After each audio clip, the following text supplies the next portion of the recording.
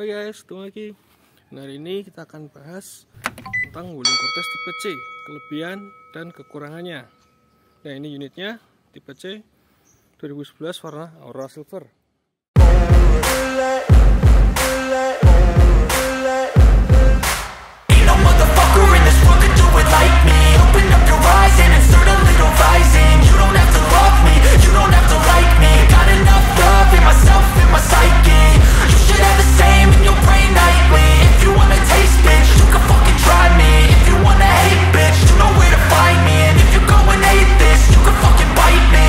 Cruising in my lane fast, call it high speed. I've been working hard, yeah, I've been working.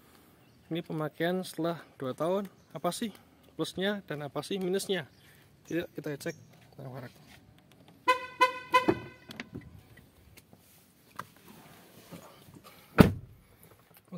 Oke guys, hari ini kita akan bahas mengenai kelebihan dan kekurangan Wuling Cortez 2019 CVT Turbo. Ini yang tipe C ya, punya saya ya. Dan yang pertama yang mau saya bahas mulai dari kekurangannya. Oke, yang pertama itu untuk panel AC-nya guys. Jadi panel AC-nya ini dia tidak ada mode heaternya, dia tidak bisa panas, cuman ada mode dingin. Oke, sekarang kita coba nyalakan ya.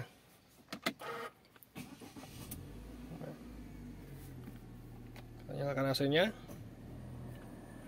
Sebenarnya tidak masalah mode dingin lebih baik, tapi kalau ada yang dia bisa panaskan kan itu akan lebih baik ya, kita akan lebih nyaman. Dan yang kedua, ini tidak bisa nyala otomatis untuk sirkulasi udaranya.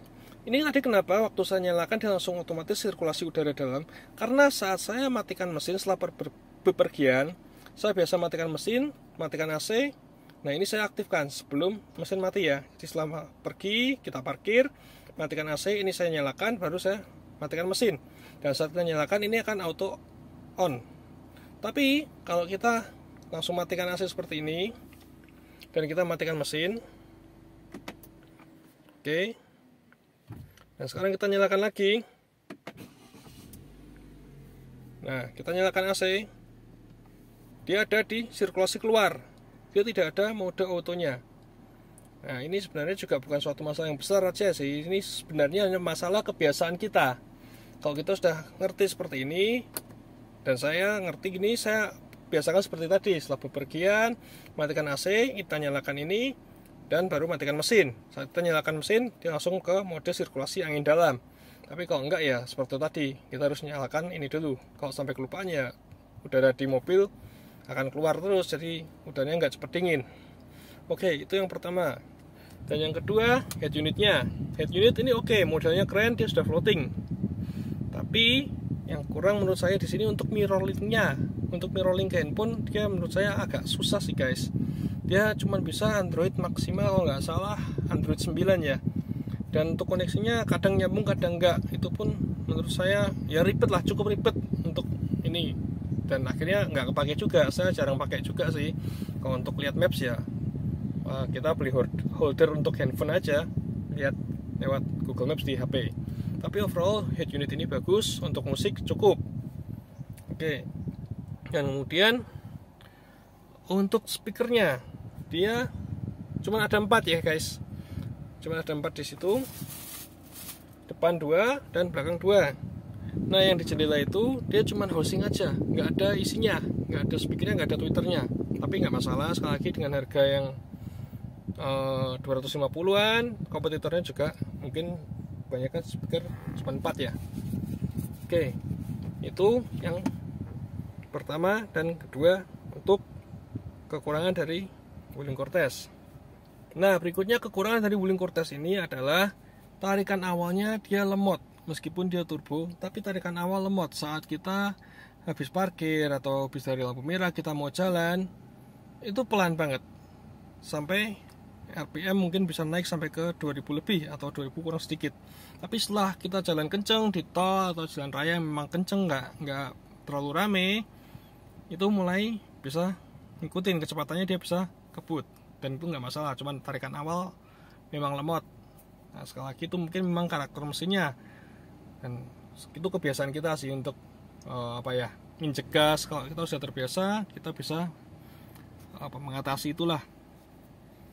Oke, dan yang berikutnya untuk kekurangannya adalah sensor parkir belakang alarmnya tidak bisa dimatikan.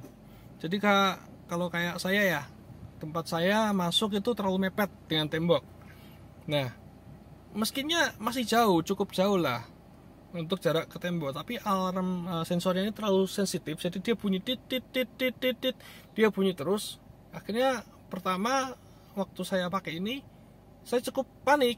Waduh, udah mepet banget atau gimana? Padahal jaraknya memang masih lumayan. Memang dia ambil safety-nya supaya jarak kendaraan dengan objek di belakang atau sebelahnya jarak yang aman. Nah, tapi karena posisi garasi saya, carport saya harus mepet, nah itu cukup buat saya panik.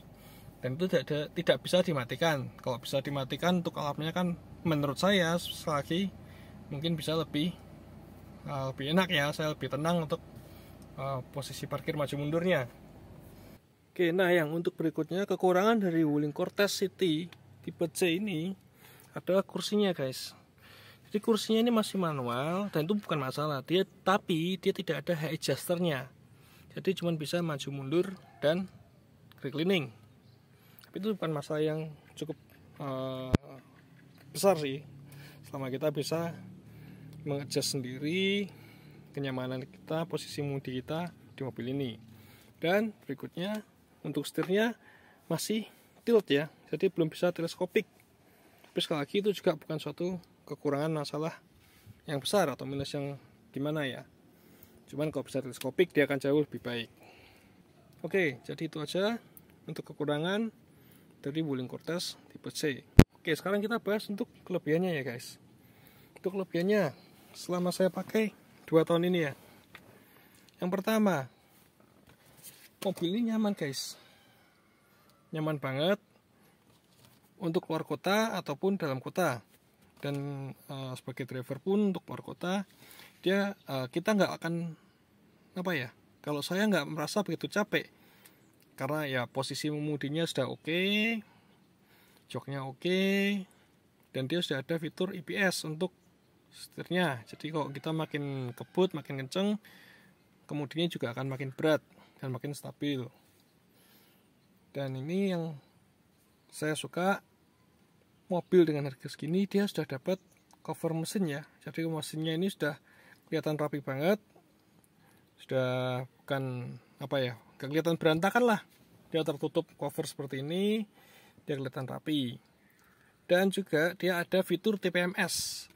Untuk mobil seharga ini ada fitur TPMS, itu buat saya membantu banget nih. Jadi pernah ada kejadian saya perjalanan dari luar kota di tol, tekanan ban sebelah kiri mendadak berkurang dan keluar notifikasinya kalau ada kebocoran. Jadi kita nggak perlu sampai berhenti ngeliat mana nih yang bocor atau enggak. Jadi kita bisa lihat langsung dari fitur TPMS ini. Nah, kita nyalain dulu ya supaya kita lihat fitur TPMS-nya.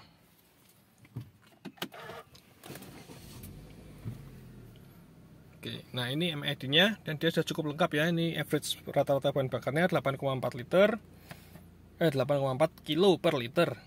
Dan ini jarak yang masih bisa ditempuh. Oke, ini speedometer digitalnya. Nah, ini dia TPMS-nya. Nah, saya pakai tekanan 2,1 bar. Kalau dari Wuling sendiri nyaraninnya sekitar 33 atau 36 PSI ya, itu sekitar 2,3 atau 2,4 bar. Tapi saya di sini pakai tekanan 2,1 bar dan itu sudah cukup nyaman. Kurang lebih ini sekitar 30 atau 32 PSI. Ini bahan bakar sudah menipis. Dan meskipun panel bahan bakar itu sudah hilang, sudah benar-benar nggak ada kotaknya, kita masih bisa jalan lumayan lah, kira-kira mungkin 5 atau 10 kilo ya untuk cari pom bensin terdekat. Saya pernah kejadian seperti itu dan masih aman untuk saya cari pom bensin karena posisinya juga saat itu saya di dalam kota. Kalau di luar kota ya lebih baik janganlah, kita sudah keluar notifnya langsung kita cari pom bensin terdekat, jangan usah nunggu sampai indikator barnya benar-benar kosong. Oke, dan yang ketiga, nilai plus dari Wuling ini adalah Captain Seat guys. Nah, jadi dengan harga 250-an waktu saya ambil ini, dia sudah dapat Captain Seat, yang dimana dengan harga segitu saat itu nggak ada kita dapat Captain Seat untuk kelasnya. Dan ini nyaman banget Captain Seatnya, penumpang tengah, penumpang depan itu posisinya nyaman banget, sampai ke baris ke belakang pun itu dia masih nyaman untuk orang dewasa. Jadi kakinya nggak sampai terlalu mepet dengan kursi depan atau gimana, enggak, masih posisi duduknya masih oke, masih nyaman untuk jarak jauh. Nah itu menurut saya. Yang keempat, fiturnya ini banyak untuk kelebihan tipe C ya. Dengan harga yang masih relatif terjangkau, dia banyak ada fiturnya, ada EPB, ada AVH, ada SC, dan itu sudah amat sangat lengkap.